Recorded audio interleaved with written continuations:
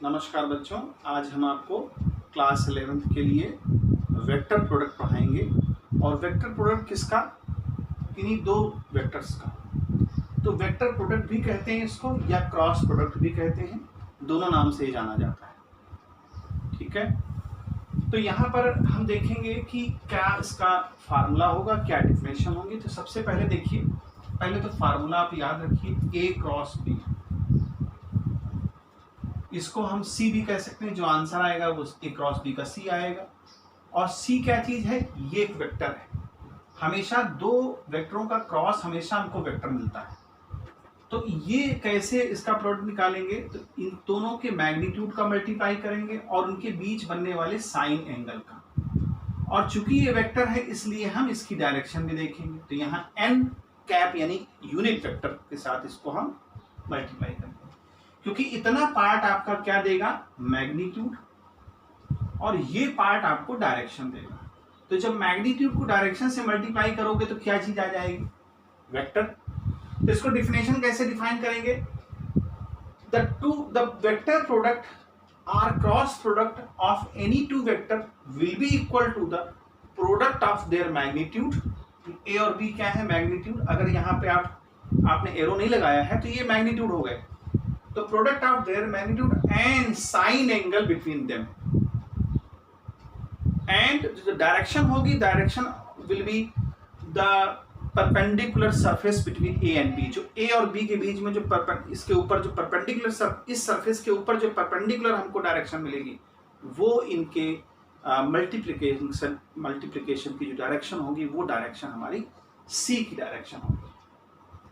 अब यहाँ सवाल उठता ये है कि ए क्रॉस बी का मतलब क्या है? मतलब हम इसका दैनिक जीवन में यानी डेली लाइफ में हम इसका क्या महत्व है, कैसे हम इसको समझ सकते हैं? तो देखिए, यहाँ ए क्रॉस बी का मतलब होता है, जैसे आपने एग्जांपल ले लिया टॉर्क। ये आप सब जानते हैं टॉर्क क्या होता है। टॉर्क होता है force into perpendicular distance. Perpendicular distance. अब परपेंडिकुलर डिस्टेंस कौन सी होगी?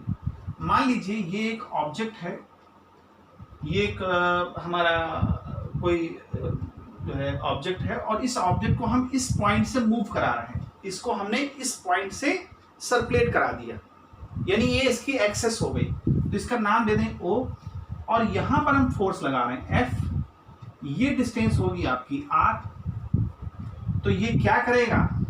तो आंसर है ये मोशन करेगा, रोटेशनल मोशन करेगा, और जिसकी वजह से हमको टॉर्क प्रोड्यूस होगा। क्योंकि टॉर्क क्या होता है? Rotational effect. अगर हम इसको पिवट कर दें और इसको घुमाएं तो हमको क्या मिलेगा? बॉडी घूमने लग जाएगी इसके अबाउट। जब इसके अबाउट घूमने लग जाएगी तो हमको क्या मिलेगा? Rotational effect. इसी रोटेशनल इफेक्ट को ही हम टॉर्क कहते हैं। क्लास 10th में आपने पढ़ा है इसको, अब छोटी क्लासेस में भी आ गया है, 7th, इवन इस बार 7th में मैंने देखा है। अब यहां सवाल उठता ये है कि अगर आपने इधर को घुमाया एंटी क्लॉकवाइज, अगर आपने एंटी क्लॉकवाइज घुमाया तो क्या इफेक्ट आएगा, और अगर आप क्लॉकवाइज घुमाएंगे तो क्या इफेक्ट आएगा? देखिए, अगर मान लीजिए आप F क्रॉस R कर रहे हैं, F क्रॉस R कर रहे हैं, तो आपको जो आंसर मिलेगा टाउ मिलेगा। सिंपल सी बात है। रोटेशनल इफेक्ट फिर उसका एक डायरेक्शन होगी उसकी। और अगर आप R क्रॉस F कर रहे हैं तो आपको रोटेशनल इफेक्ट मिलेगा, बट वो डाउन डायरेक्शन में, मतलब उसकी डायरेक्शन अपोजिट होगी। इसको कैसे समझ सकते हैं? मान लीजिए आपने कभी ना कभी किसी भी नट को आपने टाइट किया होगा या ओपन किया होगा। लाइफ में होता है, डेली लाइफ में हम करते हैं। तो देखिए, जब हम इसको नट बोल्ट को, ये पेचकस लगाते हैं, नट बोल्ट हमारा है, पेचकस आपने लगाया, तो आप पेचकस को आपको क्या कर रहे हैं? ऐसे घुमा रहे हैं, ऐसे घुमा रहे हैं। देखिए, ये जो है ये क्या चीज है? फोर्स है। ठीक है, यहाँ कपल लगते हैं, दो फोर्स लगते हैं, तो हम एक ही फोर्स समझें। यहाँ पर ये हमने फोर्स लगाया और ये डिस्टेंस हो गई फोर्स की परपेंडिकुलर। तो हमको क्या मिल रहा है? हमको आंसर क्या मिल रहा है? हमको ये रोटेशनल इफेक्ट, रोटेट तो कर रहा है बट उस डायरेक्शन में जाएगा। ये रोटेट कर रहा है बट उस डायरेक्शन में जाएगा हमारा नट बोल्ट। अब इसी का उल्टा कर लीजिए, डिस्टेंस वही, बस आप एंटी क्लॉकवाइज ले आइए इस चीज को, ऐसे की बजाय ऐसे लगाइए डायरेक्शन। तो जब ऐसे लगाएंगे तो ये नट बोल्ट हमारा क्या आएगा, बाहर को आएगा। इसका मतलब F क्रॉस R करेंगे तो डायरेक्शन हमको इधर को मिलेगी, और अगर R क्रॉस F करेंगे तो डायरेक्शन हमको अपोजिट मिलेगी। चूंकि डॉट में ऐसा नहीं होता था, क्योंकि डॉट हमारी एक मैग्नीट्यूड वाली प्रॉपर्टी थी, लेकिन क्रॉस में हमको डायरेक्शन मिलती है, इसीलिए हम A क्रॉस B को C के ऊपर एरो लगा रहे हैं। तो एरो इंडिकेट करता है कि जो हमें रिजल्ट मिल रहा है वो रिजल्ट तो मैग्नीट्यूड के फॉर्म में मिल रहा है, लेकिन वो डायरेक्शनल भी है। बगैर डायरेक्शन के हम उसको रिप्रेजेंट नहीं कर सकते, क्योंकि हम एक तरफ करते हैं तो उधर जाता है और ऐसे करते हैं तो इधर आता है नट बोल्ट हमारा। तो इसका नट बोल्ट की डायरेक्शन चेंज हो रही है, तो इसीलिए हम A क्रॉस B करते हैं तो रिजल्ट कुछ और आता है, B क्रॉस करें B क्रॉस A करेंगे रिजल्ट कुछ और आएगा।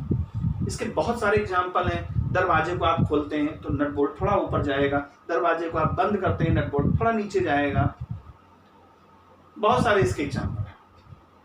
नल है, टैप है, टैप आप ऐसे करेंगे तो बंद हो जाएगा, ऐसे करेंगे तो खुलेगा। जो पुराने जमाने के नल टैप आते थे, अब तो खैर लीवर वाले आ गए, ऊपर उठा दीजिए पानी नीचे गिरेगा, और अब तो ऐसे आ गए केवल हाथ आप कर दीजिए सेंसर लगे हुए पानी नीचे गिरने लग जाएगा। तो बहुत सारी चीजें आ गई हैं। अब दूसरी बात आती है, एक और एग्जांपल ले लीजिए, एंगुलर मोमेंटम, जो आपने पढ़ा है एंगुलर मोमेंटम। देखिए एंगुलर मोमेंटम क्या होता है, लीनियर मोमेंटम और आर जब आप मल्टीप्लाई करेंगे तो आपको एंगुलर मोमेंटम मिलेगा। कि जैसे मान लीजिए कोई ऑब्जेक्ट है, उसमें आपने ये मोमेंटम दे दिया उसको, वेलोसिटी इनटू मास, यहाँ एक पार्टिकल है और यहाँ से बंधा हुआ है, अगर ये O पॉइंट है, यहाँ से R डिस्टेंस से ये बंधा हुआ है, टाई अप है इसका, और इसको आपने मोमेंटम दे दिया, तो जब ये मोमेंटम में आएगा और यहाँ से बंधा हुआ है तो फिर ये एंगुलर मोमेंटम क्रिएट कर देगा। तो ये कहीं जाएगा नहीं, अगर बंधा ना होता तो सीधे चला जाता। चूंकि ये बंधा हुआ है एक्सेस से, तो इसको रोटेट करना इसकी मजबूरी हो जाएगी, और जो हमको क्या देगा, रोटेशनल इफेक्ट देगा, यानी कि ये देगा आपका एंगुलर मोमेंटम। अगर इसी चीज को हम वापस कर दें, R क्रॉस P कर दें, तो तब भी अगर हम ऐसे मोमेंटम दे दें तो तब भी ये एंगुलर मोमेंटम मिलेगा। लेकिन अगर मान लीजिए इसकी डायरेक्शन ऊपर को है तो इसकी डायरेक्शन नीचे को मिलेगी। तो कहने का मतलब ये है कि डायरेक्शनल प्रॉपर्टी है A क्रॉस B, इसलिए ये वेक्टर निकल के आता है। डॉट में हमको क्या मिलता था, स्केलर मिलता था, F into D, F dot D is equal to work. Work क्या है, scalar quantity. F cross R हमको क्या दे रहा है, टॉर्क। टॉर्क क्या है, आपकी वेक्टर क्वांटिटी। ये चीज। अब देखिए यहाँ पर एक, ये तो हमारा चीज हो गया डिफिनेशन। अब जो हमारे क्लास 11th में अप्लाई जो होता है वो IJK के फॉर्म में अप्लाई होता है मोस्टली। तो इसको एक मिनट आप देख लें, इसको आप नोट करना चाहें नोट कर लें।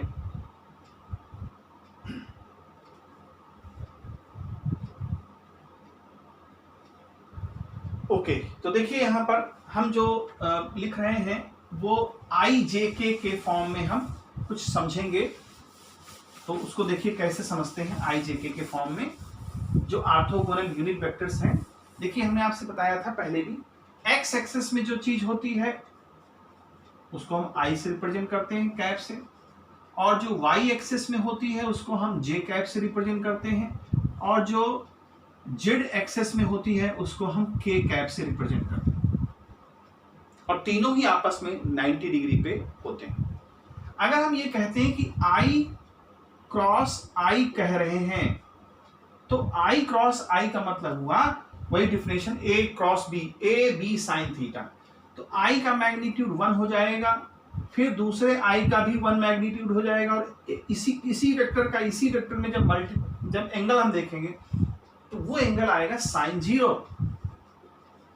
देखिए इसी ये I का ही I में एंगल 0 ही बन रहा है, चाहे साइन 0 चाहे कॉस 0। अगर हम इसको साइन 0 लेंगे तब भी है, कॉस 0 लेंगे तब भी 0 ही एंगल आएगा। तो साइन 0 की लेकिन वैल्यू क्या होती है, 0। तो इसका मतलब I क्रॉस I हमारा क्या मिलेगा, 0। इसी तरह से J क्रॉस J भी हमको मिलेगा 0। इसी तरह से K क्रॉस K भी मिलेगा हमको 0। यहां तक बात ठीक हो गई। लेकिन क्या हम I को J के साथ करें तो क्या तब भी हमको 0 मिलेगा? तो आंसर है ऐसा नहीं होगा। क्यों? देखिए अगर i को j के साथ मल्टीप्लाई करते हैं क्रॉस, तो i का मैग्नीट्यूड 1 हो गया, j का मैग्नीट्यूड 1 हो गया, और i और j का जब मल्टीप्लाई करेंगे तो उनके बीच में एंगल जो बनेगा वो कितना बनेगा, 90 डिग्री। ये सब एंगल 90 डिग्री के हैं, तो 90 का मतलब हुआ साइन 90, तो ये साइन 90 हो गया, और साइन 90 की वैल्यू 1 हो गई, इसलिए i क्रॉस j का मान वैल्यू 1 हो गई। लेकिन यहीं पर अगर हम j क्रॉस i कर दें तो हमको डायरेक्शन बदल जाएगी, तो -1 लिखा जाएगा। इसी तरह से अगर हम j को k से करते हैं तो भी हमको j और k का आंसर 1 देगा, और k और j का अगर करते हैं तो भी आंसर हमको तब हमको माइनस देगा आंसर। पहले भी हमने भी देखा माइनस डायरेक्शन उसकी हो जाती है अपोजिट डायरेक्शन। और इसी तरह से अगर i को k से करते हैं तो हमको 1 मिलेगा, और अगर k को i से करते हैं तो हमको -1 मिलेगा। तो ये चीजें जानना जरूरी है क्लास 11th के लिए, और इसको जो है समझना जरूरी है। तो उम्मीद है समझ आ गया होगा, कोई बड़ी चीज नहीं है। अब आप इसको एक मिनट नोट कर लें, फिर हम इस पे एक सवाल आपको न्यूमेरिकल बताते हैं कैसे किया जाता है।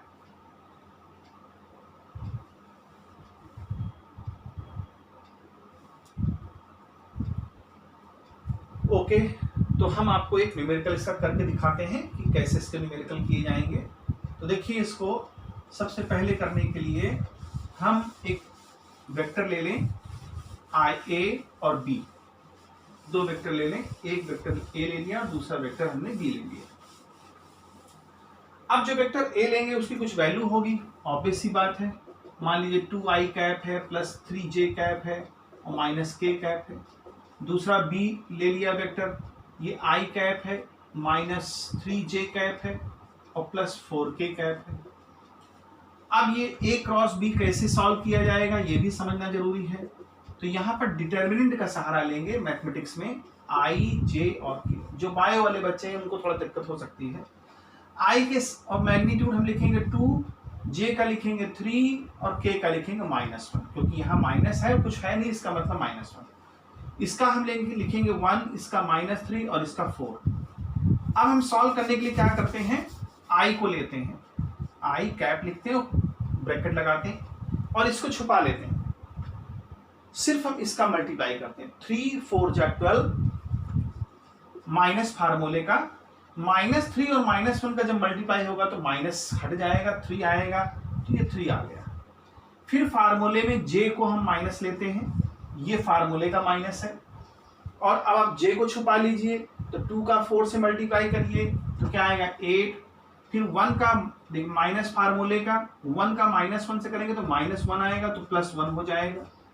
सिंपल k का हम करेंगे। अब यहाँ देखिए, यहाँ प्लस साइन है, ये माइनस साइन है और ये प्लस साइन है, तो ऐसे हम चलते हैं, प्लस माइनस प्लस और अंदर हमेशा माइनस। तो अब इसको छुपा लें आप, तो जब इसको छुपाएंगे तो 3 का 2 से करेंगे तो क्या आएगा -6, माइनस फार्मूले का 3 का 1 से करेंगे क्या आएगा 3 1 जा 3। अब कुछ नहीं करना है, 12 को 3 से माइनस कर लीजिए, 9 आएगा, तो 9i कैप, 8 में 1 जुड़ जाएगा, 9j कैप, 6 और 3 -9 हो गया, तो -9k कैप। ऐसे भी लिखा जा सकता है, इसको चाहे तो हम ऐसे भी लिख सकते हैं, 9 कॉमन ले लीजिए, तो i कैप आएगा, -j कैप आएगा और -k कैप आएगा।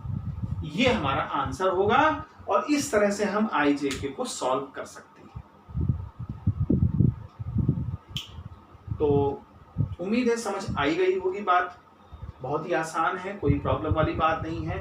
a के सारे कंपोनेंट लिख दीजिए, b के लिख दीजिए, इसको प्लस में लीजिएगा, इसको माइनस में लीजिएगा, इसको प्लस में लीजिएगा। अब जब i को लिखेंगे तो इसको मल्टीप्लाई j और k का करेंगे, जब j को हम लिखेंगे तो i और k का करेंगे, जब k को लिखेंगे तो i और j का मल्टीप्लाई कर लेंगे। इस तरह से सॉल्व हो जाएगा। तो उम्मीद है कि क्रॉस प्रोडक्ट समझ में आया होगा। अगर नहीं आया या कोई इसमें प्रॉब्लम आती है तो आप हमें कमेंट सेक्शन में कमेंट करिए, पूछिए, कोई भी डाउट है तो उसको हम आगे क्लियर करेंगे। और आज के लिए यही वीडियो इतनी काफ़ी है, और आगे हम नेक्स्ट वीडियो बनाएंगे जिसमें आपको कुछ नई चीज़ें समझाएंगे। तब तक के लिए यहीं तक रखते हैं इसको।